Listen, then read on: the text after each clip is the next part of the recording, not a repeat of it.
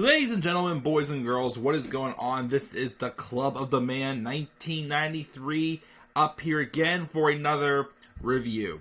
Not live. I was hoping to get back to live reviews again this week, but a lot's come up, of course, so I'm pre-recording this. So tonight I'm going to try to pre-record both Dynamite, well, Winter is Coming, and SmackDown.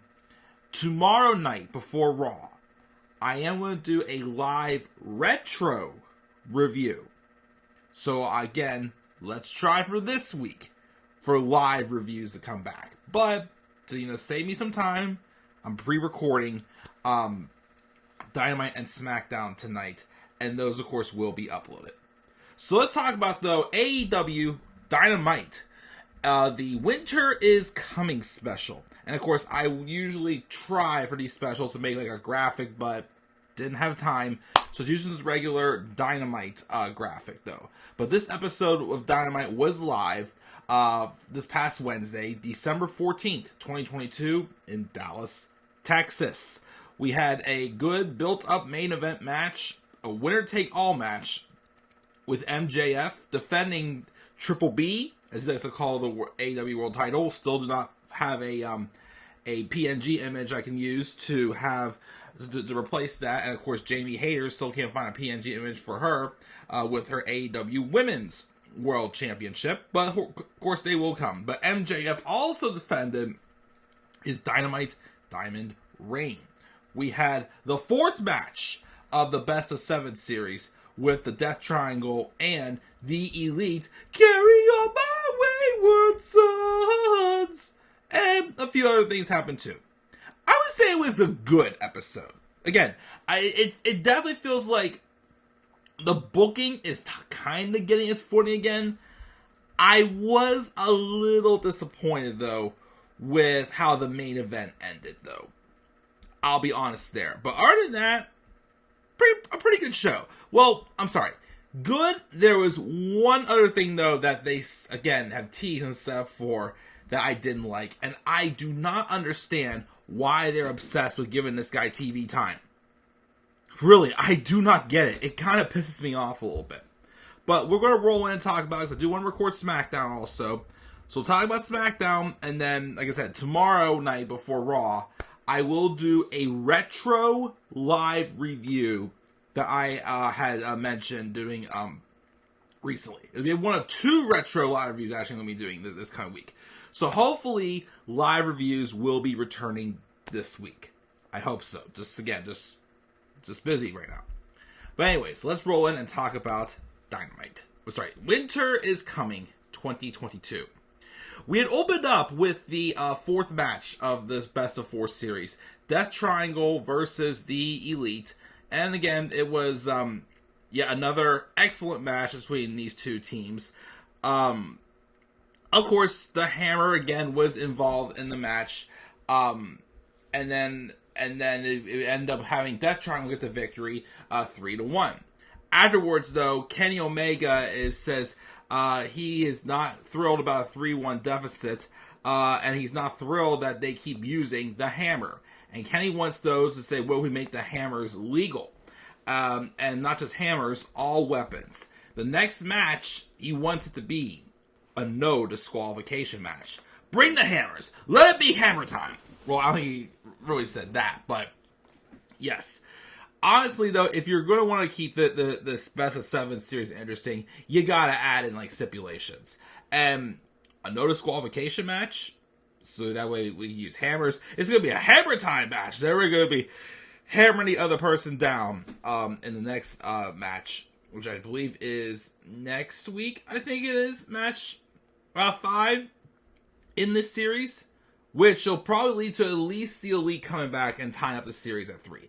I do like that it wasn't like, okay, they win the first 3, then they win the next 3. I like how they at least like I put like a loss to the dominating team so far in there. I didn't want it to be just a straight up 3-0. 3-3, like I didn't want to be that. I do appreciate them kind of like mixing it up a little bit like that. So, yes, that will be interesting. We have the AEW World Champion, MJF, and Triple B backstage. It says how Ricky Starks finally had a good turn on the mic, and everybody's saying it was a star-making performance. But he was a star for day one. 1,000 hits and no misses. People claim Richard made himself a star, but in truth, MJF did because he's a star maker, and you're welcome for the rub, Rick. He then mocks Ricky for talking about growing up poor and leaving out of a car and eating out of a dumpster with raccoons, and says he doesn't care and none of that matters. The only thing that matters is if you're AEW World Champion. The simpletons at home relate to Starks because their lives suck, but they don't fix it. They just moan and complain. Then Ricky says he had it easy growing up, and he's right. MJF was born rich, attractive, and better than you, and he won't apologize for it. Everyone is rooting for Ricky to win the big one in his home state, and that's pressure. Tonight, they'll find out what happens when pressure is applied to the pebble. Of course, again, that's what he is calling Ricky Starks. And then we have probably my least favorite part of this episode. We had, again, the Acclaim come out, but as they're coming out, we see Jay Lethal, Sanjay Dutt, Satnam Singh, and freaking Jeff Jarrett attack them from behind. And basically it's setting up again for a future tag match with Jeff Jarrett and Jay Lethal taking on the Acclaimed. Why again are we doing this? Why in God's name are we giving Jeff Jarrett TV time and we're getting Miro nothing? Well, it's not just that, but the idea that we're giving Jeff Jarrett so much of a spotlight. Like, who wants to see this? Who wants to see Jeff Jarrett get this much of a spotlight? Not just that, also, he lost his only AEW match, and now he gets a tag title shot? How come Sting and Darby haven't gotten a tag title shot yet? I don't like this. I do not like this the idea of this feud there. We get a recap of Claudio winning the Ring of Honor World Title Final Battle. Chris Jericho was backstage ranting, claiming that the Giant Swing is barbaric and should be banned. He's going to take his frustrations out on some jobber to tune up for his rematch eventually against Claudio Castagnoli.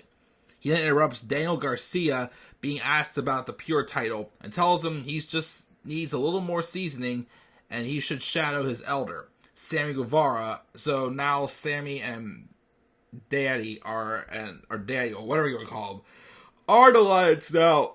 Fine. And then Sammy Guevara cuts a promo on John Moxley as he has a match against him on Friday night.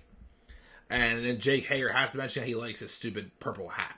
I hate that hat. Brian Cage took on Jungle Boy. Good match. Jungle Boy does get the victory. Afterwards, though, Jack Perry gets on the mic and says he's beaten Luchasaurus and Brian Cage. So now he wants the biggest of them all, and he calls out W. Morrissey, or as they're calling him, Big Bill. So he calls out Big Bill, but then Stokely Hathaway comes out and says Jungle Boy pisses him off, and he keeps it up. He's going to see two things: the bottom of Big Bill's boot and the back of Stokes' hand, because he's a little hoe. And then the Jungle Boy charges in, but then Lee Moriarty and Morrissey interfere and start beating him down until Hook comes down and makes the save. So I guess we're getting a tag team with Hook and Jungle Boy. Okay? This might be a way to start getting Hook on Dynamite, as he's been mainly just Rampage so far. So yeah, having him on Dynamite, having him team with Jungle Boy, give him a good rub. I like that. We do have the Blackpool Combat Club minus Bryan Danielson backstage. Mox says they were going to make a statement, and Wheeler Yuta smashed Daniel Garcia's face in with his elbow. Claudio swung a grown man until he wanted to puke and tapped out. And he kicked the shit out of Konosuke Takeshita until he fell to the mat like a sack of potatoes. Claudio says, 2023, you want to pick a fight? You think you're good? They're better. Wheeler Yuta then says, you want to fight, you gotta be willing to fight like you're dead. And Mox says how Sammy Guevara's a gutsy kid, and he promises he'll stomp his face into a bloody mess and leave him for the dead. And as for Hangman Adam Page, Mox always says you know where to find him, and bring your little Dark Order buddies too. So setting up for that future match. We then have a recap of Shane Strickland's video package where he says he's ready to confront Keith Lee and he has no friends or family in the wrestling business, just affiliates. Recapping how he walked out on Keith Lee at Ring of Honor Final Battle, except Keith Lee, of course, won that match. Swerve lost his when Keith Lee walked out on him. The House of Black come out, and then Nick Camarado at the factory, and QT Marshall come out. Julia Hart sprays Miss in Nick Camarado's face, and then Malachi Black squashed QT Marshall as expected. Good to see, of course, the House of Black being back. Again, as soon as this feud with Death Triangle and House of Black is over, get House of Black involved in the Trios Tag Title feud picture. They'll probably win the titles pretty quickly. I'm hoping so. Britt Baker's then being interviewed, which I didn't recognize Britt at all. Did she do something different to her hair? Because I didn't recognize her at all. But basically, Sky Blue challenged her to a match on Rampage, and she accepts. Then we had Chris Jericho having a tune-up, preparing for his rematch for the Ring of Honor World Title, being from the Ocho to the Nueve. He didn't say that, of course, but he's getting ready to try to get his rematch against Claudio Castagnoli. He took on a jobber named Action Andretti.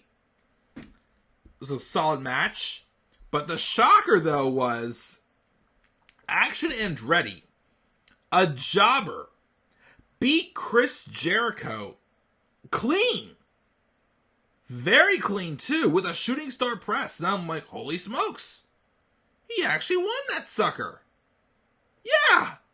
Jericho lost. So, I don't know. Well, first off, it definitely, got this Action Andretti kind of popular, like making a statement. But also, I guess it's kind of starting this story maybe where Chris Jericho may be going into a slump and get some losses, because he just lost to a freaking jobber. So I'm intrigued to see where that goes, and wondering again, because I'm hoping they don't treat this treat Action like they did with Cesar Bononi. They had him win a match against Andrade in NXT, just for them to do pretty much nothing. Even after he won the Future Star of the Year in NXT, he did absolutely nothing after that, which to me made absolutely no sense. So I'm kind of hoping this wasn't just a one-off for him. Hopefully he does come back, but yeah, I am wondering, are they going to have Jericho continue to lose? He could. He could. I don't know. We'll have to wait and see. But yeah, very interesting, of course, indeed, for sure, move there. And again, he won clean with the shooting star press, which, of course, was awesome. Ricky Starks cuts a promo, says he's winning the title tonight because he has no other options. He's grinded and paid his dues, and if all comes to head tonight, star-making turns are nothing new to him. And MJF, or MaxiPad, has to find validation in ratings and being a draw, but nobody gives a damn. But they do care about seeing Ricky Starks stomp his ass tonight. And then, of course, we see Jericho throwing a hissy fit from losing. Ruby Soho had a solid match with Ty Mello. She does win with the Destination Unknown, but afterwards, Anna Jay comes out and takes out Ruby Soho after the match. That's that. Hangman Adam Page being interviewed backstage. He has people wants a status update. He's still got migraines from his concussion. If he's cleared to face, if he's cleared to face Moxley, he'll give you the update he should have given in October when he was snoring on the mat. He came into the ambulance and started asking questions, and the right answers came out. Where he was, who he was wrestling, but then the EMTs gave him a phone and asked if his son was his lock screen. And Hangman couldn't even remember his son's name for a solid hour. which is why, of course, this has all become very personal with him and Mox. So if Mox wants to fight him, he'll be there on Friday. He knows where the ring is, but he won't go back to that hell again. So again, I doubt I didn't get to watch Rampage this past Friday. I don't know if that happened, but it's still probably set up for a pretty big match.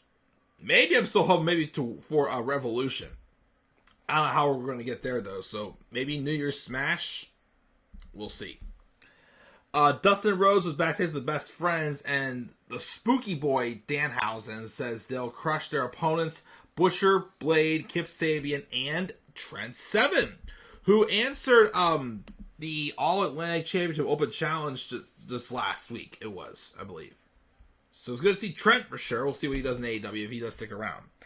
And the main event was MJF and Ricky Starks winner take all for the Dynamite Diamond Ring and the AEW World Championship, or as MJF calls him, Triple B. Match was great. The only thing is, though, it didn't feel like, even though we knew he probably wasn't going to win, it didn't feel like Ricky Starks really gained much. Because MJF just won, like a typical, basic heel style, doing a low blow when a referee was not able to see it. And that's how he retained the title. So obviously, yes, it was a great match. Ricky Starks has had great microphone work the past 2 weeks, but I kind of wish they would have given him something. They would have some way, without making MJF look weak, they should have at least given him the Dynamite Diamond Ring. But MJF will keep his while in Triple B. Afterwards, though, as he's going to exit, Bryan Danielson chases him through the crowd. And then, of course, Danielson gets in the ring, raises Ricky Stark's hand, and hugs him, gives him a sign of respect. But I guess the match for Revolution is looking to be MJF and Bryan Danielson. Obviously getting revenge on MJF for taking out Regal like he did. So, that's basically that. That's my review, though, of AEW Winter is Coming 2022. I already did, again, the finish to that main event and the stuff with the Acclaimed and Jay Lethal and freaking Jeff Jarrett. Again, dear God, why? But other than that, this was still a good show. Good show. I gave it a B. A B for Winter is Coming 2022. So what are your guys' thoughts on Winter is Coming 2022 for AEW? Make sure you guys leave your thoughts down in the comments section below. And be sure as always to slap a like on the video and subscribe for more content on my channel. And follow me on Twitter as well at Demand Airboy, at the Club of Demand 19. I can't do this. I can do this. No, I can do this. Follow me on Twitter at the Club of Demand 93. And also, don't forget to show for Meatball Sub. And follow me on TikTok at the Club of the Man 1993. So guys, I'm checking out. I'll catch you all later. Have a great rest of your night. Peace out, everybody.